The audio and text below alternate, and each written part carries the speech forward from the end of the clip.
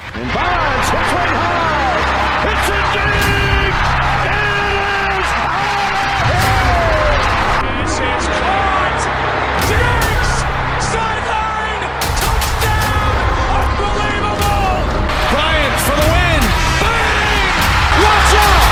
He's got getting away from the top speed. By Michael Jordan.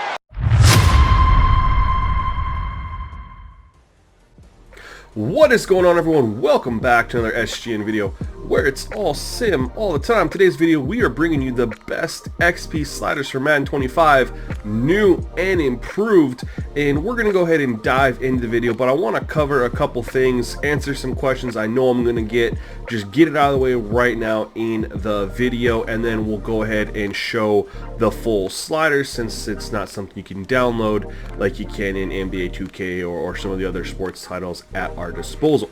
Before we go ahead and dive into that, man, thank you for clicking on this video. I really appreciate it. If you are new to the channel, man, please subscribe to the channel. It really helps me out. We just hit 16K and we're gonna start climbing towards 17, 18, 19, 20, and you will help with your subscription, support the channel. Also, if you appreciate this content, if you like this style of video, you're sim-minded, man, please like the video. It really helps me out because it helps YouTube push this video to other people who might be looking for similar content as you. So all right, now we got that out of the way, let's go ahead and first answer the big question everyone wants to know. You're like, SGN, you already dropped XP sliders, why are you dropping a second set? You don't do that. You're right.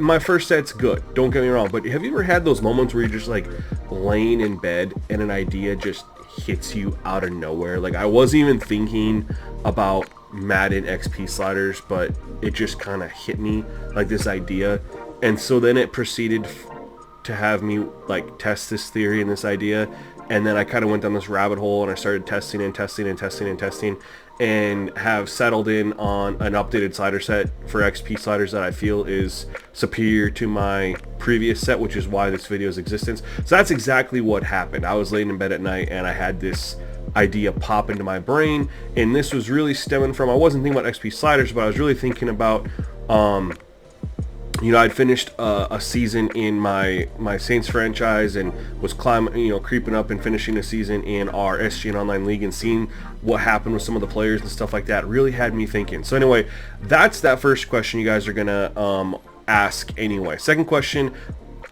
has the main settings changed as far as our superstar, star, and X Factor players? And the answer to that is no.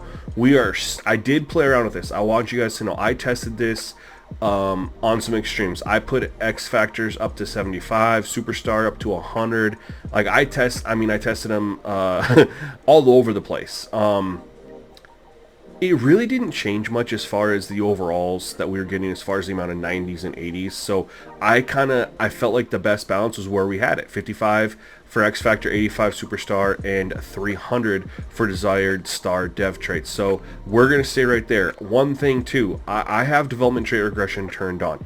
If you leave this off, what that means is if you draft a player who comes in and has superstar, they will never lose that superstar. So the only way a player you'd gain more superstars is if a player that has it retires. So you're not going to be really gaining new superstars if you're already having that 85 target. You're going to have 85 players. The game's going to do its best to make sure you're right there.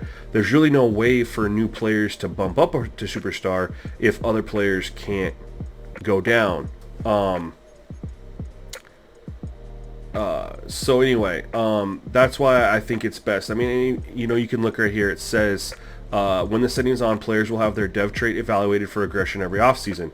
If the setting is off, players will always keep their highest earned dev trait. So that's what I'm saying, is if they earn superstar, they'll never lose it. That's why I have this on. I suggest you do it too. Just something to think about. Anyway, that's the main thing there. The next thing is keep in mind that when you're testing XP sliders, and you guys are probably going to want to go in and do a 10-year sim too, you really have to do a multitude of sims, because the draft class strength sliders, I believe, change when you're doing sims. I had them all at normal, but I think they fluctuate, because I was seeing numbers for these change up and down through these 10-year sims that I did. And remember, we have the draft class strength generator that is gonna help impact these as well. So make sure you guys use that. That'll be linked at the end of the video. One final thing, and I'm going to talk about this as I show the first part of the XP sliders, is it was brought to the attention in the Discord that a particular individual felt like XP sliders impacted gameplay. Now, this was 100% true. I believe it was back in Madden 17 or 18. I was still on Operation Sports at the time, and I was posting, and I was working on a slider set, and I noticed that as I changed the XP sliders for the quarterback, their gameplay went with it. Josh C was the biggest slider creator on Operation Sports at the time. He saw that and tested it and verified that as well. Didn't really think of it after the fact. That is something that was 100% accurate, though. This person brought this to my attention, didn't really think of it, and really had no way of we started testing it with these new sliders, and yeah, man, XP sliders 100% impact gameplay. So if you're testing sliders or playing on sliders, you're just on all default, or you're using a different XP slider set, your gameplay is going to change 100%. And I think it's important that if this is going to maintain to be true, that XP sliders impact gameplay, that you almost have to build your XP slider set first and then build your gameplay sliders. That's where I'm at right now. I have a new slider set that's ready to launch that plays perfect on my old XP slider set. I gotta test it on the new XP slider set and see how it goes. The one thing is typically players will still play pretty normal as long as they're at 100 or above, but if you put their progression below 100, that's when they really start to get dumbed down and play pretty poorly. Luckily, we're all over 100 here, so we shouldn't have too many impacts of that. So anyway, looking at this first page of the progression and for the offense and defense, you're gonna just think like, hey, there's not really anything special about this. What is the big change? And well, as we scroll down, you'll see. So I went about this two different ways. I'll explain to you guys how I started and then what I ended up having to do, because I couldn't get the balance.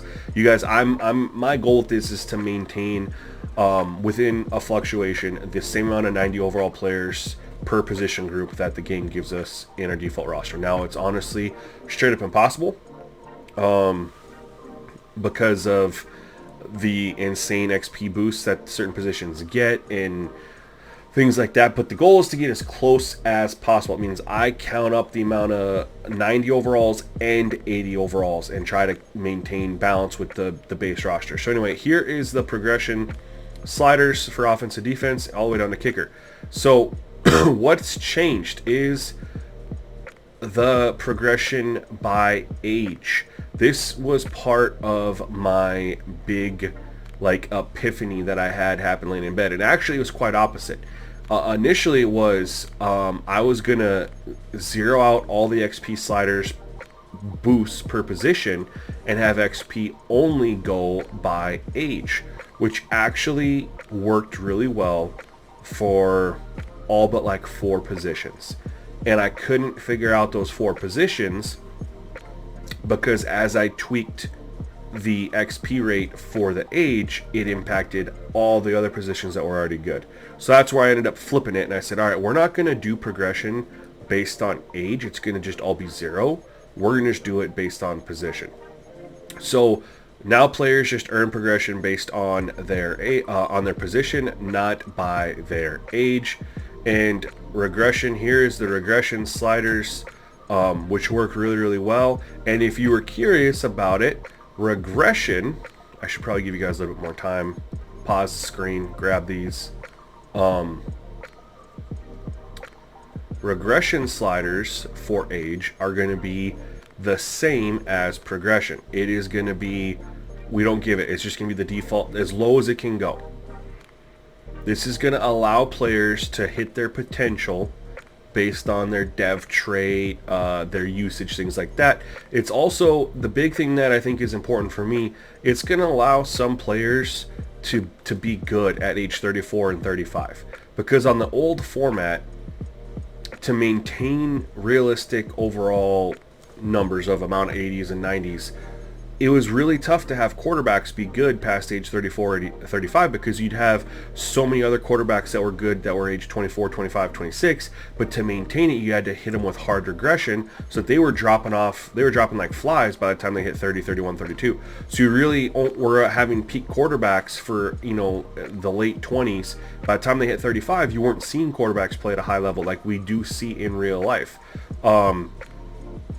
And so now that we got rid of the regression rate change based on their age, now it allows for a lot more variety in how players progress, and it allows you to have those older vets like Cam Jordan, these guys in the Demario Davis, you know, that are rated very well in Madden's roster right now that are in their 30s, mid 30s, you know what I mean?